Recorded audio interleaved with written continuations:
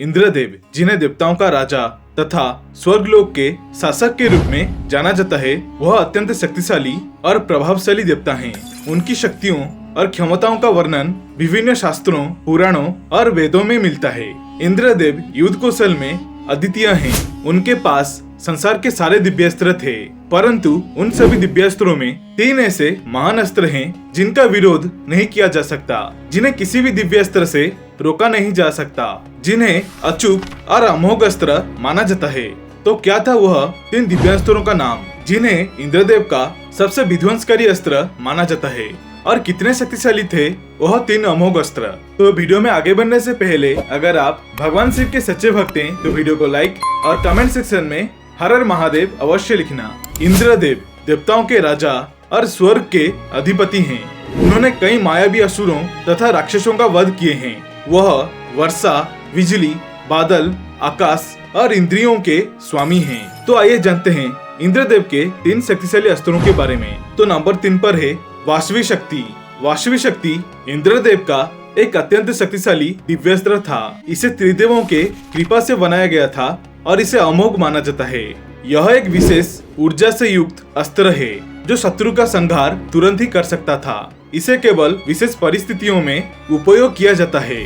वासवी शक्ति का ऊर्जा इतना प्रचंड था कि इसका प्रभाव पूरे युद्ध क्षेत्र को हिला देता था। महाभारत के युद्ध में इसका उपयोग कर्ण के द्वारा किया गया था।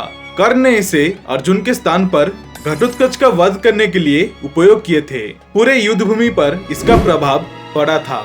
इसे देवताओं और ऋषियों के आशीर्वाद से प्राप्त सभी अस्त्रों में महान और विनाशकारी अस्त्र माना जाता है।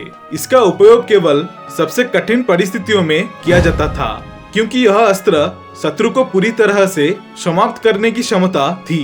महाभारत में इसका उपयोग यह दर्शाता है कि इसका महत्व और शक्ति कितनी अधिक थी।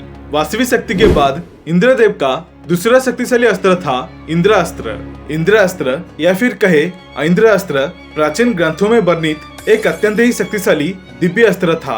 यह अस्त्र अपने विनाशकारी प्रभाव और अचूकता के लिए प्रसिद्ध है। इंद्रास्त्र का प्रहार इतना शक्तिशाली था कि वह शत्रु सेना की संपूर्ण नाश कर देता था। इसका उपयोग बड़े बड़े युद्ध में किया जाता था। इंद्रास्त्र का प्रयोग करते समय ऐसा लगता है कि जैसे आसमान से बिजली गिर रही हो। यह तूफान, तेज हवाएं और प्रचंड बिजली के रूप में प्रकट होता है। इसका प्रयोग अर्जुन के द्वारा विराट युद्ध में किया गया था, जहां द्रोण, कर्ण, अश्वत्थामा और कुछ अन्य योद्धाओं ने भी इसका प्रतिरोध नहीं कर पाए थे। हालांकि यह अस्त्र महारथी कर्ण, गुरु द्रोणाचार्य, उनके पुत्र अश्वत्थामा और पितामह भीष्म के पास भी यह था। यह अस्त्र का उच्चतर और निम्नतर प्रभाव भी थे। जो योद्धा इसका उपयोग उच्चतर संस्करण में करते थे वो सैकड़ों तथा सहस्र लक्ष्यों को मारता था। निम्नतर में उपयोग करने से लक्ष्य विशेष रूप से एक पर ही आधारित होता था। इंद्रास्त्र को कोई सामान्य अस्त्र से रोका नहीं जा सकता। इसे केवल अन्य दिव्यास्त्रों जैसे कि ब्रह्मास्त्र या फिर पशुपतास्त्र से ही रोका जा सकता है।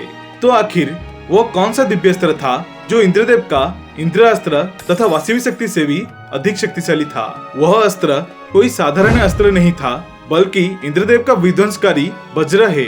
इंद्रदेव को सभी शक्तिशाली देवताओं में से एक माना जाता है। दरअसल इंद्र एक उपाधि है। हम जिस इंद्र की बात कर रहे हैं वह माता अदिति के पुत्र और शची के पति देवराज हैं। और हम उनके वज्रास्त्र यानी वज्र की बात करें तो देवराज इंद्र का वज्र बहुत अधिक शक्तिशाली था। इंद्र ने भूत्रासुर का वध इसी वज्र से किए थे। महाभारत में गीता के पाठ के दौरान स्वयं भगवान श्री कृष्ण ने अर्जुन को यह कहा था कि यह पूरे संसार में केवल 2 ही ऐसा अस्त्र है जो उनका सुदर्शन चक्र का सामना कर सकता है।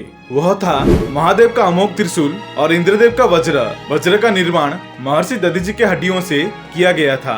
उसी हड्डियों के उपयोग से महादेव के पिनाक धनुष, भगवान विष्णु के सारंग धनुष और ब्रह्मदेव का गांडीव धनुष का निर्माण भी किया गया था।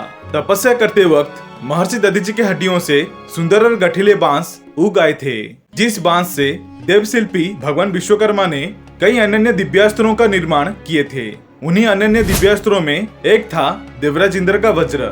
आशा करता हूँ आप सभी को ये वीडियो अच्छी लगी होगी। अगर अच्छी लगी तो वीडियो को लाइक, शेयर और चैनल को सब्सक्राइब अवश्य करना और कमेंट सेक्शन में जय श्री राम, जय बजरंगबली अवश्य लिखना। देखने के लिए धन्यवाद। हर हर महादेव, जय श्री हरि विष्णु।